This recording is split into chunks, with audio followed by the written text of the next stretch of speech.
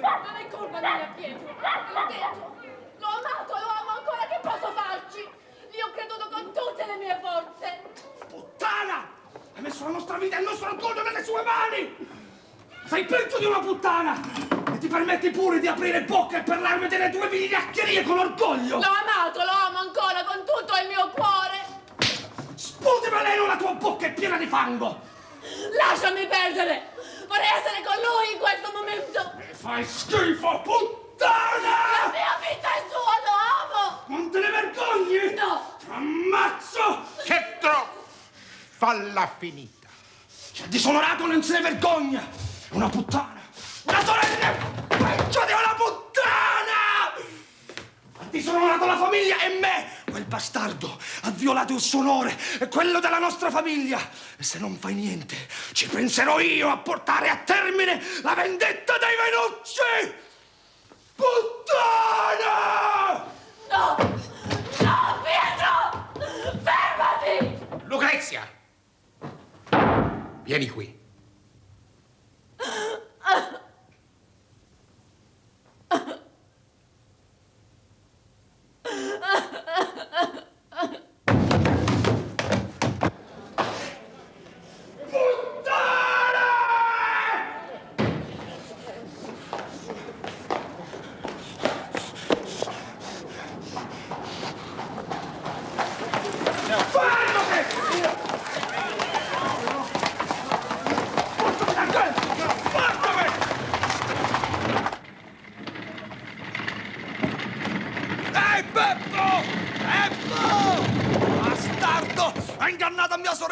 Hai fatto di mia sorella una puttana! Hai calpestato il suo onore e quella della nostra famiglia!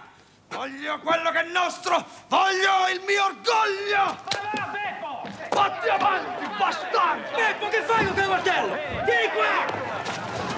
Vai, vai,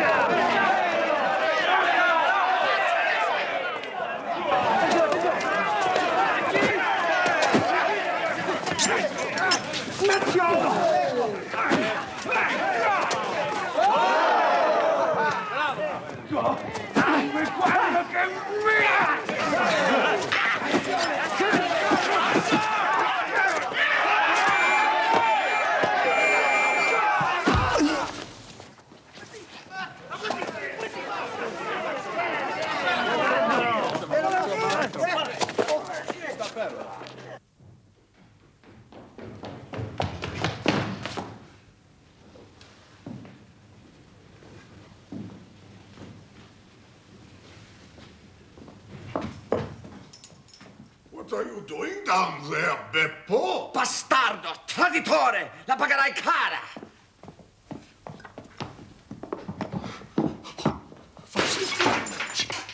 Warum? Porco!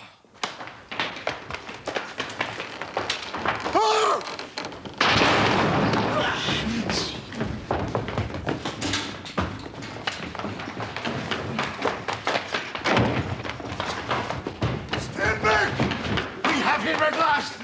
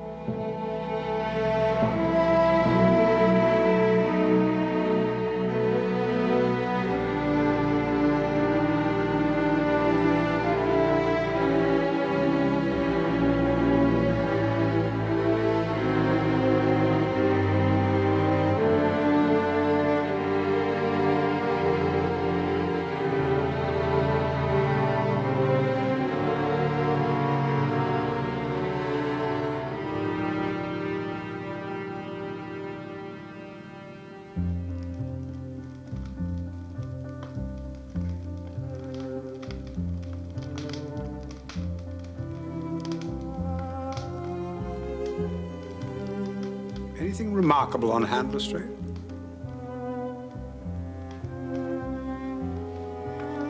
No. Nothing in particular.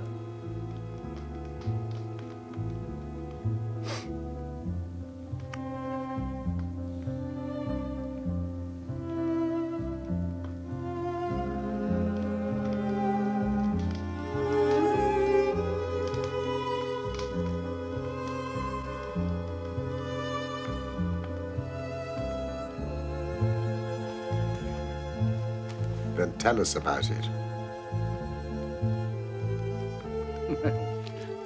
Now you come to mention it, Mr. Holmes, there's no denying there is something on my mind. It first came to my notice 4 days ago. A certain Morse Hudson has a shop for the sale of pictures and statues in the Kennington Road.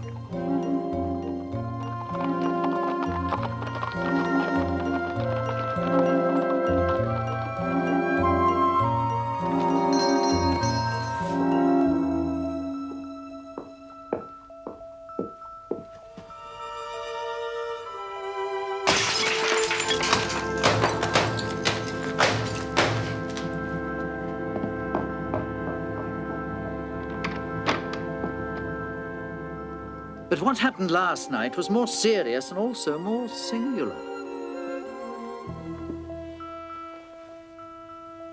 Burglary. Exactly.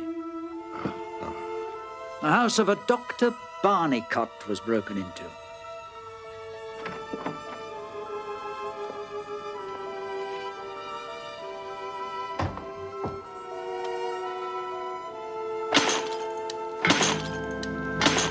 Now, this bust was one of a pair purchased from Morse Hudson by Dr. Barnicott. He had put it in his house. The other he put 2 miles away in his surgery. Later that same night,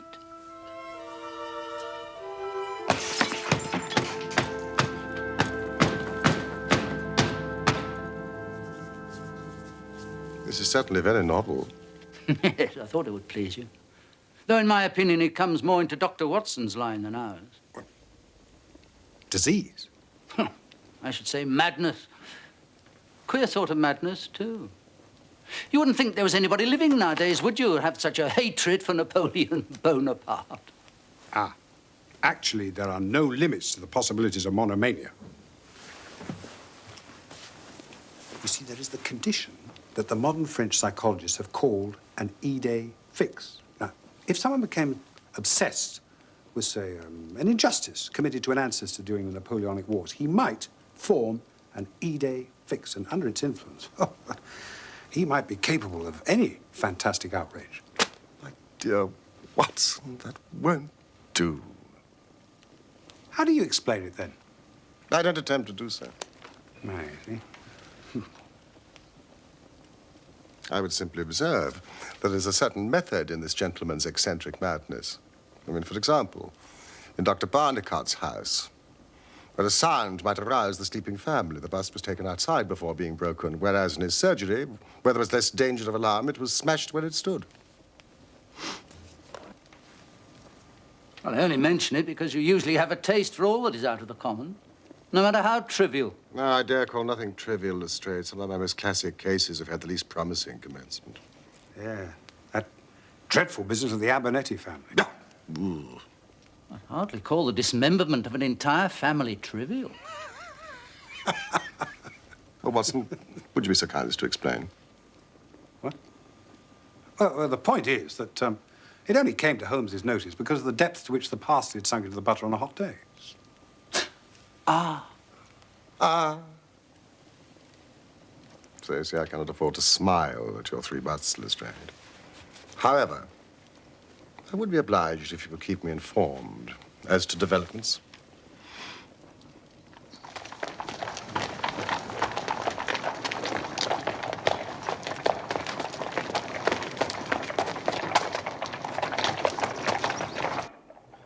Listen to this, Holmes. Come instantly. 131 Pitt Street, Kensington, Lestrade. What's it about? Well, it could be anything, but I suspect it's a sequel to his story of last night. You know, my idée fixe. Finish your coffee. There's a cab at the door. 2 minutes.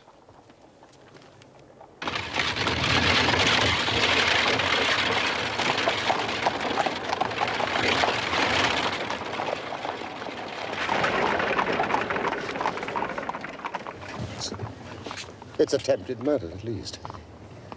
Nothing less would hold the London message boy. There's a deed of violence in that young fellow's round shoulders and that stretched neck. Well, Lestrade will soon tell us.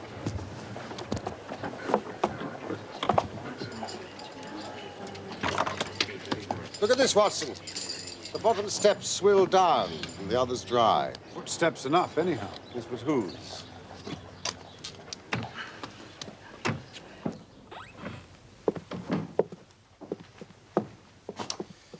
It's the Napoleon bust business again, gentlemen. They smashed another. I'm afraid the affair has taken a graver turn. This way.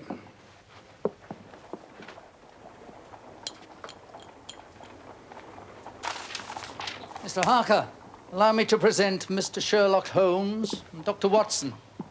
Mr. Horace Harker of the Central Press Syndicate. Good of you to come, gentlemen. Please forgive my agitation. No apology necessary, Mr. Harker. A body on one's front doorstep is always unsettling.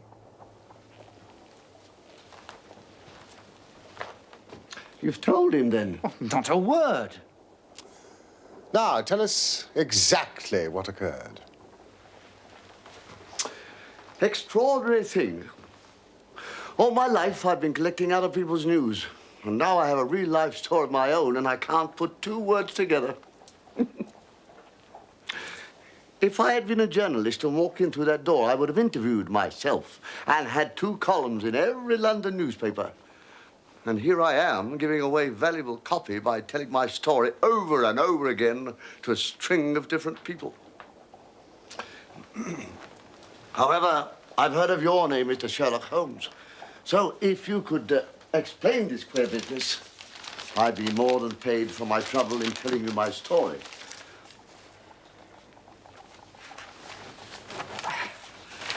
A great deal of my journalistic work is done at night in my den.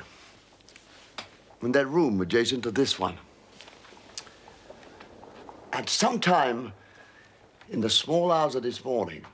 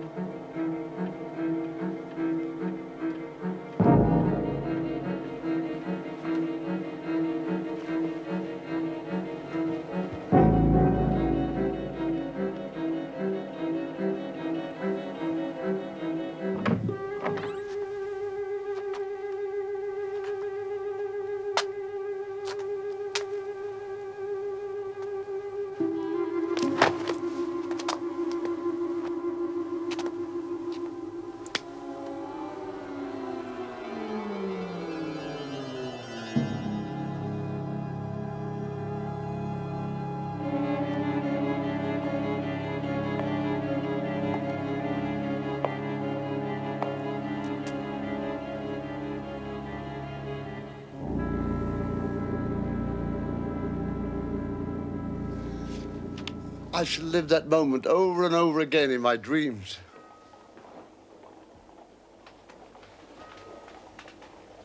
Do we know who the murdered man was? Not yet. But you can see the body at the mortuary if you wish. Where did you purchase your bust, Mr. Harker? From Mr. Hudson of Kennington Road.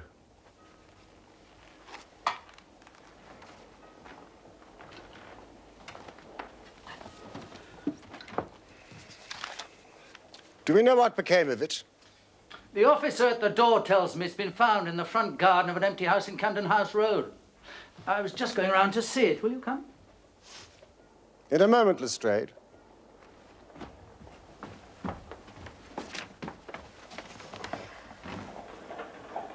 Well, the intruder had either very long legs or was the most active man. With that area beneath, it was no mean feat to climb up to this ledge, let alone to open the window.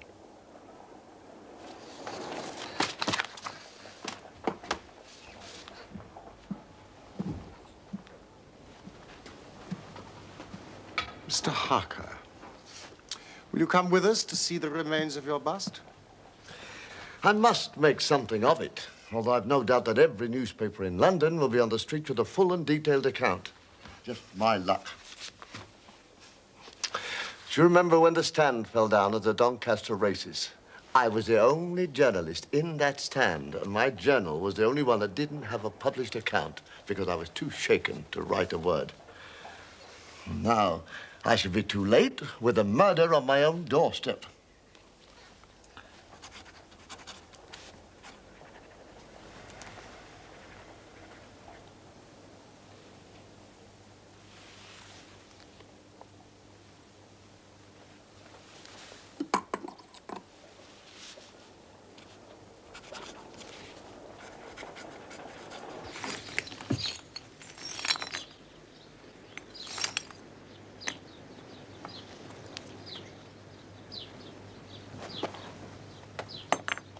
Well?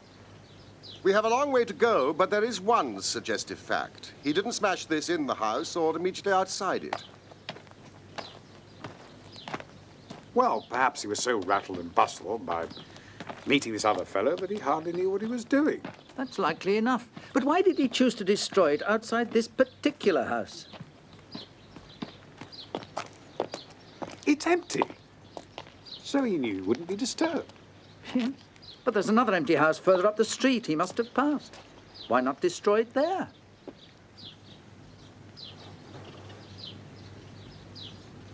The lamp!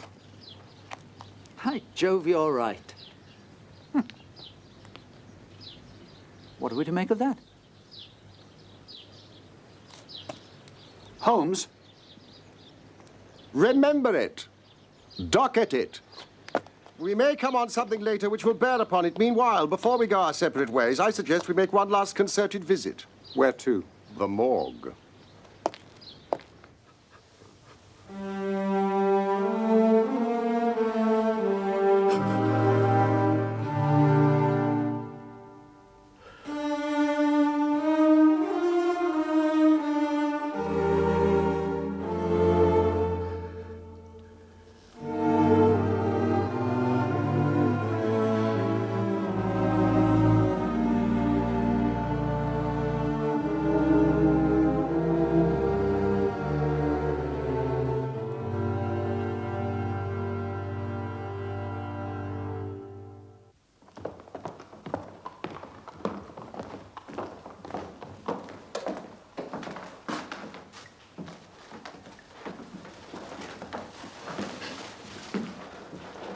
They made nothing of his identity up to now.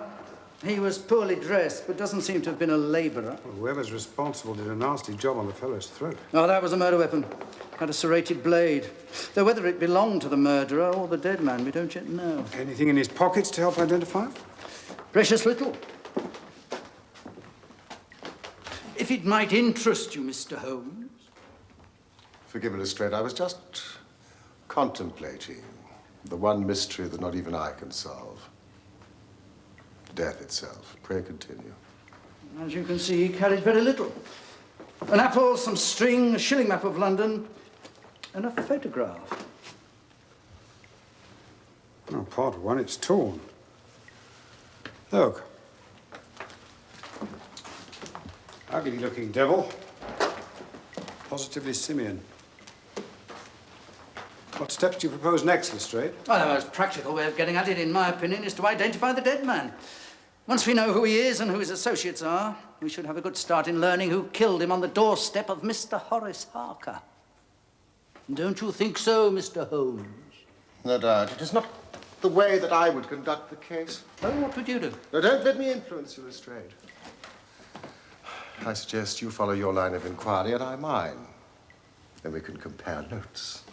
and each supplement the other. But if you are returning to Pitt Street, I would be grateful if you would tell Mr. Harker that I have quite made up my mind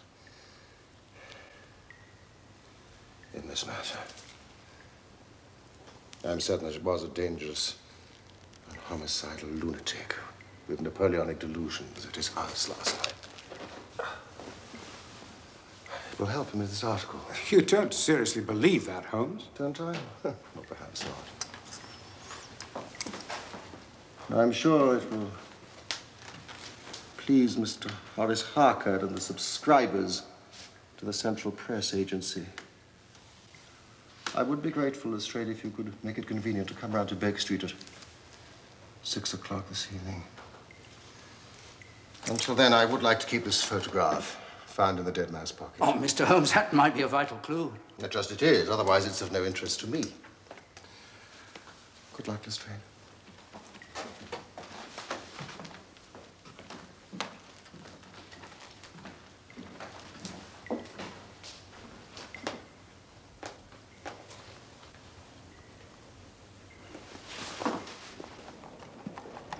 What we pay our taxes for, I don't know. When any ruffian can walk in and break one's goods under one's nose.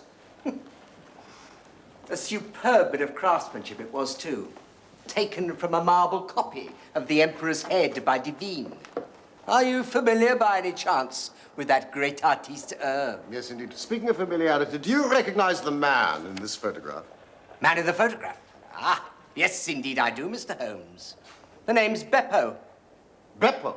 Yes, he was a sort of Italian piecework man who made himself useful here in the shop. Oh, he could carve a bit and frame and gild. I took him on about 10 days ago, but he only stayed a week and then just disappeared. Didn't even collect his wages. Perhaps he was responsible for the breakages. Responsible for the breakages? Responsible for the breakages? My dear sir, this is an international conspiracy. A nihilist plot. Red Republicans, I call them. Yes, no one but an anarchist would go about breaking statues. Did they break every one that you sold? Break every one I sold? Well, hardly that. Just the 2 bought by a local doctor and the 1 left here in my shop. If anything happened to the other 3, I know nothing of it. 3? So there were 6 to begin with? 6 to begin with? Yes, a batch of 6. I ordered them especially from Gelder and Company of Stepney. They do excellent molding work. Do you happen to know the names and addresses of the other customers? My ledgers, Mr. Holmes, are confidential. Mr. Hudson,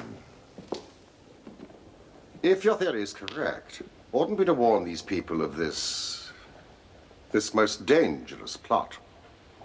And who better to do that than Mr. Sherlock Holmes? Mr. Sherlock Holmes. Yes, quite right, sir. Yes, the country slumbers, but we shall remain vigilant. Follow me, sir.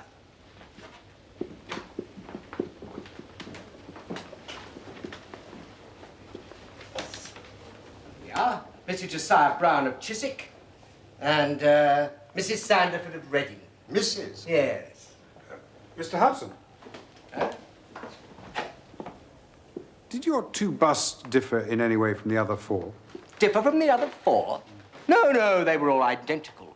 And all with the beautiful decoration which I ordered especially. Yes, but apart from the decoration, were your 6 busts the same as all the others? The same as all the others? Well, I suppose so. But you'd have to apply direct to Gelder and Company to find that out. In person. Excellent idea. A gentleman. When you meet the manager, would you be good enough to warn him of the conspiracy? With all the busts they have on the premises, the Red Republicans could have a field day. normally we sell the busts without decoration. But Mr. Hudson ordered that the whole uniform be painted. It was expertly done and made it a very special issue. In terms of the construction, however, there is no reason why the Six Napoleons we sold to him should be different from hundreds of others. You see, the two molds are poured together and filled with plaster to make the complete bust. Are they solid? Solid? Yes, of course. Aber natürlich. Then they are placed in a special room to dry and afterwards stored. The wholesale price is 6 shillings, but the retailer would get 12 or more. I can think of no reason someone would wish to destroy them. Or murder for them? Well,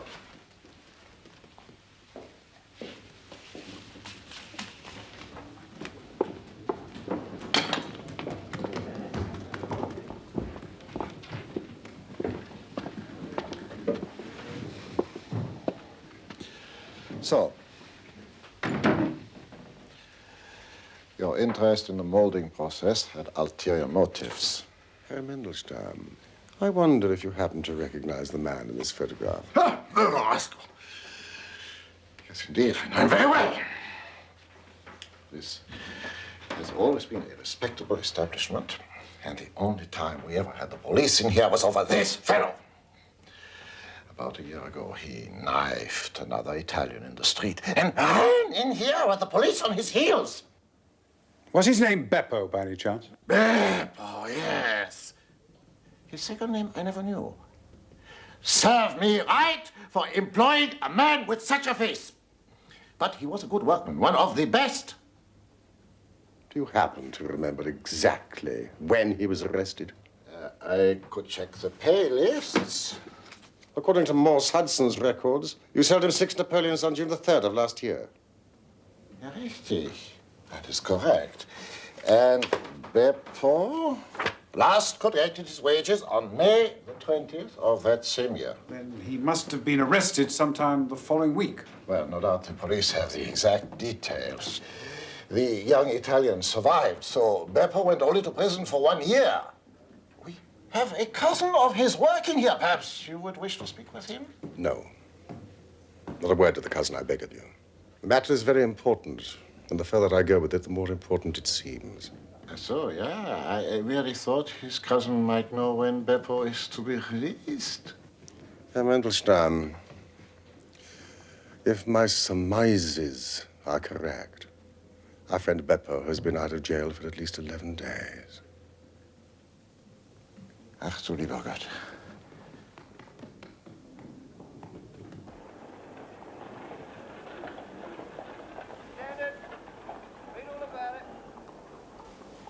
Hey!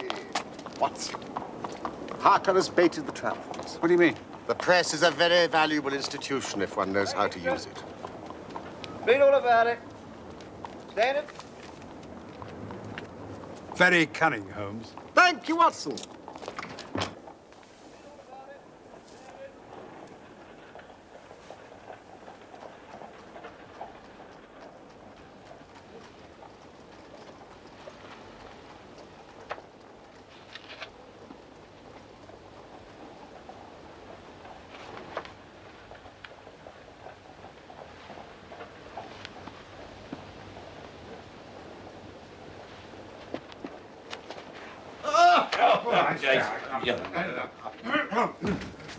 Lestrade! Mr. Holmes? Doctor? Please, sit down. Oh. Thank you. Well, what luck, Mr. Holmes? We've had a very busy day. Not entirely wasted. I can trace each of the busts now from the beginning. The busts?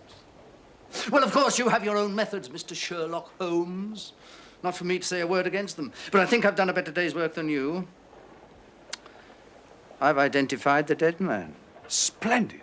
Who is it? Pietro Vannucci, son of a respectable Italian tradesman, but involved with a secret political society. Red anarchists? Well, you've been talking to Morse Hudson, haven't you? Do go on, Lestrade. I refer, of course, to the Mafia, which, as you may know, enforces its decrees by assassination. Obviously, our murderer broke the rules in some fashion, and Pietro is put on his track, possibly with that photograph to aid identification. They meet, but Pietro receives his own death wound in the scuffle. Excellent, Lestrade, but I don't quite follow your explanation of the destruction of the busts. Oh, the busts. You can never get those busts out of your head. The busts are nothing. Petty larceny, 6 months at most. No. It's murder we're really investigating. And I tell you, I'm gathering all the threads into my hand. And the next stage? Ah, well, now. We have an inspector who's made a speciality of the Italian quarter. I shall go down there with him, find the man in that photograph you're carrying, arrest him for murder. What you say, Mr. Holmes? Will you come with us? I think not. I fancy Chiswick as the address most likely to find him. Chiswick? If you and some of your men will come with us to Chiswick tonight, I will go to the Italian quarter with you tomorrow, and there will be no harm in the delay. I suggest you dine with us. And then you're welcome to the sofa. A few hours' sleep will do us all good.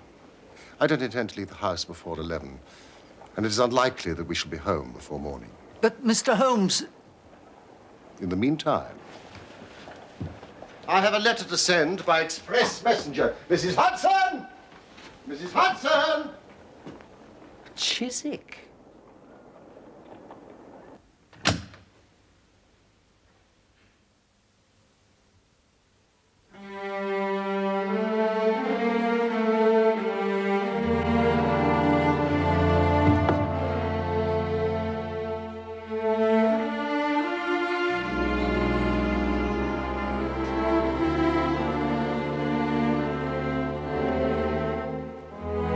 No!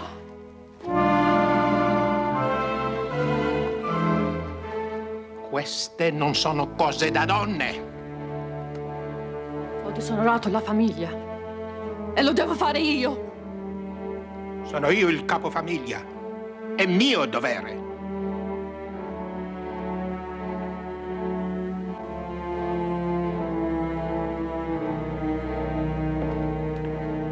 Papà!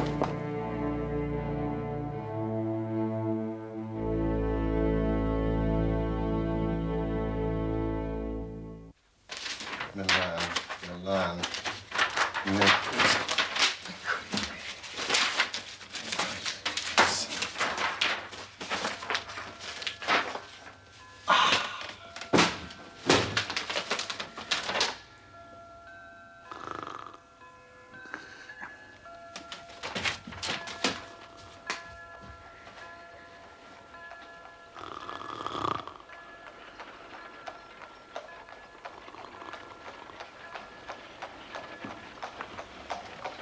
O'clock, gentlemen, on your feet. Come along, Lestrade. Watson, I think you've been over-generous with the port. You've been frugal enough with your information. That will be our four-wheeler. Don't forget the revolver, Watson, and bring the rugs. This outing wouldn't be inspired by your ID fix, would it? E-Day fix. Yes. There was plaster busts. I have great hopes, Lestrade. In fact, the betting is exactly 2-1 that if you come with us tonight, you'll have the murderer in custody before the sun rises. I'm not a betting man, Mr. Holmes. Then you have nothing to lose by it, do you? Except a good night's sleep.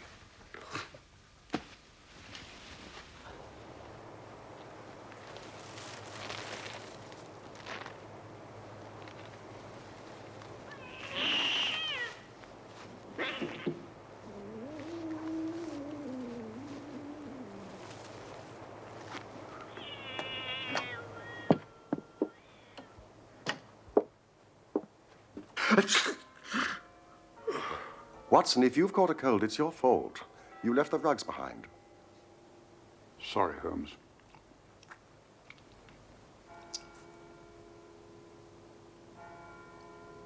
Is that 2 o'clock?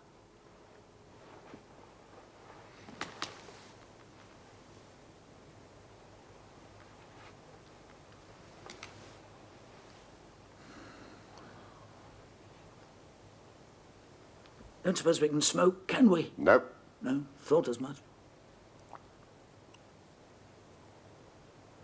Are your men in position? Oh, yes.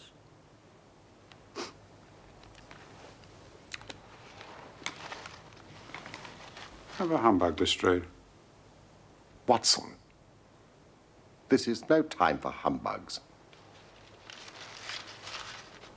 Look!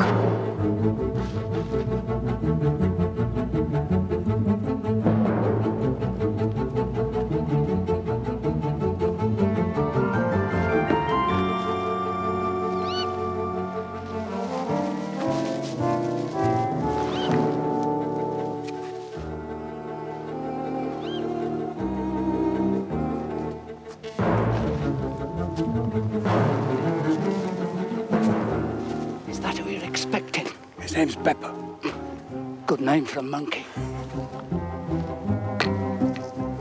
He'll leave by the back door, How do you know that? because all the other doors are locked.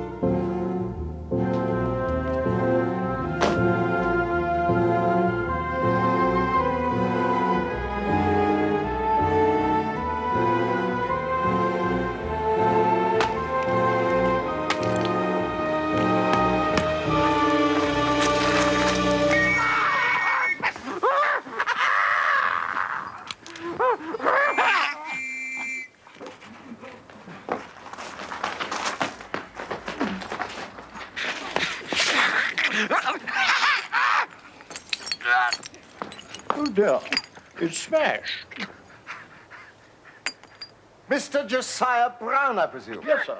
And you no doubt are Mr. Sherlock Holmes. I had the note you sent by the express messenger, and I did exactly as you told me. Following your instructions, we locked every door so as to lead him into the back. And I'm very glad to see you have the rascal. Now, I hope, gentlemen, that you will come in and partake of some refreshment. Thank you, Mr. Brown. The hour is rather late. Good night. Good night. Come on, Watson, we have work to do. Work? What work? Lestrade, if you will come round to Baker Street tonight at 6 o'clock, I hope to be able to show you that you still have not grasped the full meaning of this business. Oh, I think you'll find my theory of the mafia will work out all right, Mr. Holmes. Good night, Lestrade. Come along now.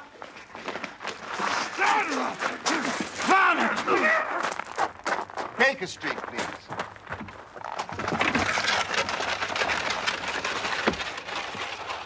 And now, Watson, I commend to you the universal answer to almost all problems. What's that, Holmes? Sleep.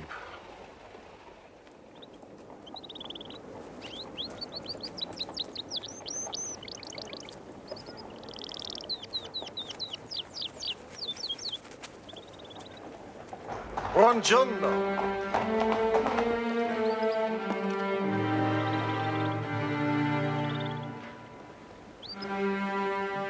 I casi come questi è importante. Ecco, signor Holmes. Grazie, signore. Morning, Watson. Since the manager of Gelder and Company was mainly responsible for Beppo's initial arrest, we see the breaking of the busts as a pathetic attempt to revenge himself.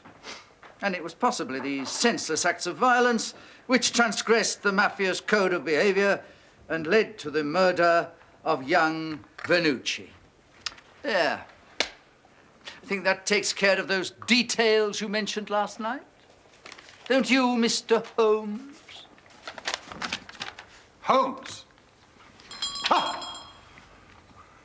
Yes, Watson. Well, what do you think of Lestrade's theories? I'm sure that they are of the greatest interest, but I regret to say I've not listened to a word of them. Forgive my inattention, Lestrade. I had a rather late night. Oh, what do you think I had?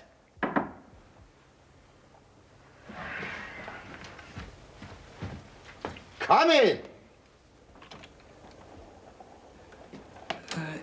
Is Mr. Sherlock Holmes here? Ah. I fear I am a little late, but the trains were very awkward. No matter, no matter. Have you brought the item?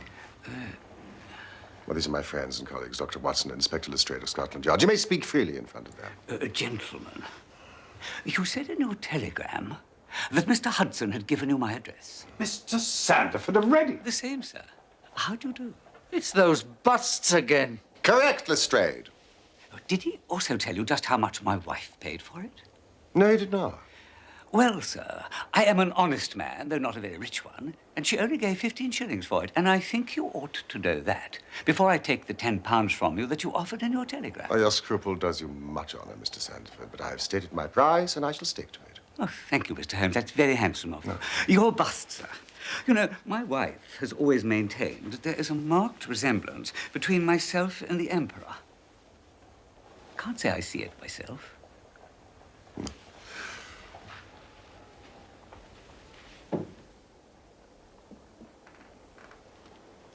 Six Napoleon.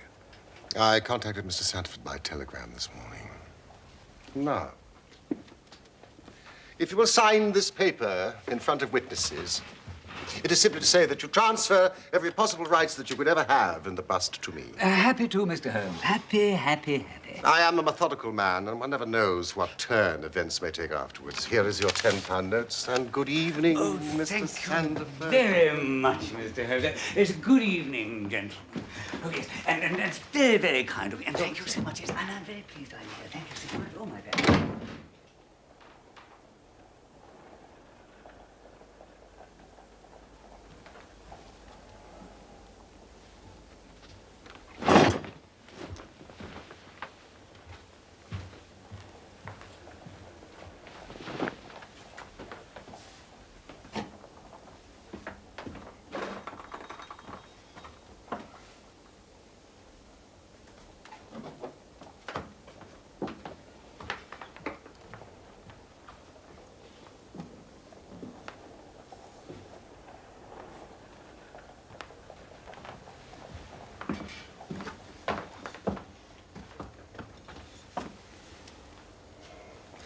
Now, gentlemen, if you would give me your undivided attention.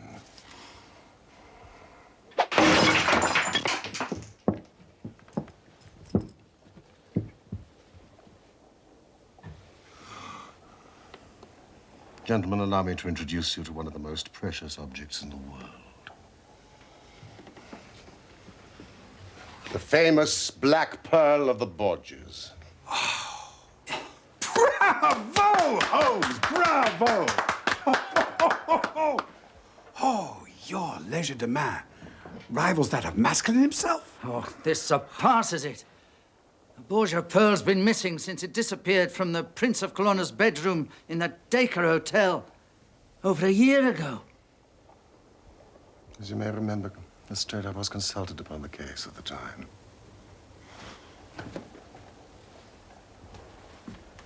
Observe and learn. The moment the name Venucci surfaced in this case, I immediately became intrigued. The Princess of Colonna's maid, for some time, had been one Lucrezia Venucci. Suspicion fell on her, and it was proved that she had a brother in London, but we failed to trace any connection between them. Beppo was the connection. He had been courting Lucrezia Venucci for some time. Where did you get that? Papa Venucci. Oh, I see. When the Venucci family planned to steal the Black Pearl, they used Beppo as a go-between for Lucrezia and her brother. Beppo gleaned enough information to execute the robbery himself and make off with the pearl. Pietro Venucci, the brother, caught up with him outside Gelder's workshop. Beppo stabbed him. He then fled into the warehouse and took refuge in the drawing room. He knew he only had moments in which to conceal the pearl, which would otherwise be found on him when he was searched. Among all the plaster casts drying that day, he made for a batch of 6 that had been earmarked for Morse Hudson, and the base of one of them was still soft.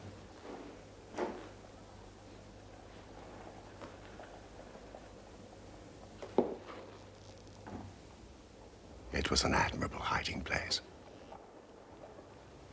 As soon as Beppo got out of prison, he managed to find employment with Mr. Morse Hudson and set about tracking the Six Napoleons down. He found and destroyed 3 of them. But the night he located Harker's, Pietro Vanucci, intent on vengeance, accosted him, and this time, Beppo slit his throat. With only 2 busts left, it was likely he would try the London one first. Hence our visit to Chiswick. Exactly, Watson. That left only the Reading bust. I bought it in your presence from the owner. And there it lies.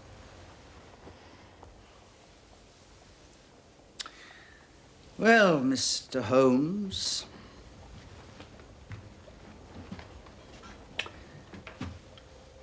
I've seen you handle a good many cases in my time, but I don't know that I ever knew a more workmanlike one than this. We're not jealous of you, at Scotland Yard. Oh, sir, we're proud of you. And if you come down tomorrow, there's not a man from the oldest inspector to the youngest constable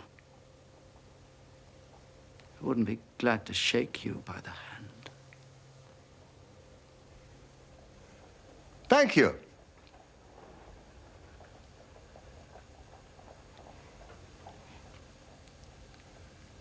Thank you.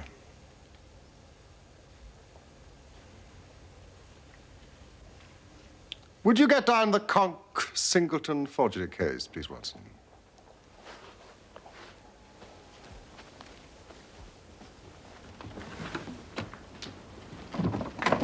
Goodbye, Lestrade. And if a little problem comes your way, I shall be happy if I can to give you a hint or 2 as to its solution.